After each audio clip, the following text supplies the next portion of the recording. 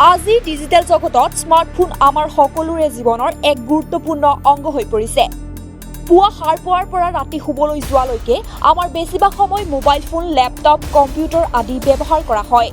Social media, game, আড্ডা আৰু video' চোৱাৰ অভ্যাসে ঘণ্টাৰ পিছত ঘণ্টা ধৰি পৰ্দাৰ সন্মুখত বহি থাকে। গোটেই দিনটো ফোন ব্যৱহাৰ কৰাৰ পিছত মগজুৱে গধুৰ আৰু ভাগৰুৱা অনুভৱ কৰিবলৈ আৰম্ভ কৰে, যাৰ ফলত মানসিক স্বাস্থ্যৰ ওপৰত নেতিবাচক প্ৰভাৱ পৰে। আজি জানো আহক সকলো সময়তে অনবৰতে ফোন ব্যৱহাৰ কৰিলে কেনেধৰণৰ সমস্যাই দেখা দিব পাৰে। ঘণ্টাৰ পিছত ঘণ্টা ধৰি ফোন ব্যৱহাৰ কৰাৰ পাৰ্শ্বক্ৰিয়া।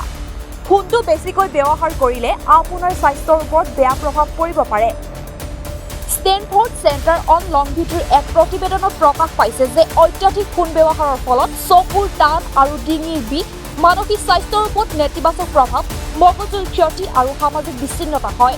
পুৱা বিচনাত 1 ঘণ্টা ধৰি ফোনত স্ক্ৰল কৰিলে আপোনাৰ স্বাস্থ্যৰ ওপৰত বেয়াকৈ প্ৰভাৱ পৰিব পাৰে। চকু দুটা ফোনত অনবৰতে ৰাখিলে হ'ব পাৰে আপোনাৰ মগজুৰ ক্ষতি। এই প্ৰতিবেদন অনুসৰি মানুহে যিদৰে ফোনত অধিক সময় কটাব ধৰিছে, ইয়াৰ প্ৰভাৱ তেওঁলোকৰ শিক্ষণ ক্ষমতাত পৰিছে। ইয়াৰ বাবে স্মৃতিশক্তিও কমি যায়, যাৰ কেৱল ইয়াৰ পৰাই নহয়, স্নায়ুৰ অৱক্ষয়ৰ আশংকাও থাকে। 18 পৰা 25 বছৰ বয়সৰ ভিতৰত বেছি সময় পৰ্দালৈ চাই থাকিলে মগজুৰ আটাইতকৈ বাহিৰৰ স্তৰ অৰ্থাৎ মস্তিষ্কৰ কৰ্টেক্স পাতল হৈ পৰিব পাৰে। এই স্তৰে স্মৃতিশক্তি আৰু জ্ঞানমূলক কাৰ্য উন্নত কৰাত সহায় কৰে। ফোন ব্যৱহাৰৰ বাবেও ফ'কাছ কমি যায়। ইয়াৰ উপৰিও টোপনিও প্ৰভাৱিত হয়, যাৰ ফলত মানসিক চাপ আৰু উদ্বেগ বৃদ্ধি পায়। এতিয়া জানো আহক কেনেকৈ ফোনটো বেছি ব্যৱহাৰ নকৰিব। প্ৰথমতে আপুনি দৈনিক কিমান ঘণ্টা ফোন ব্যৱহাৰ কৰি আছে সেইটো জনাটো অতিকৈ গুৰুত্বপূৰ্ণ।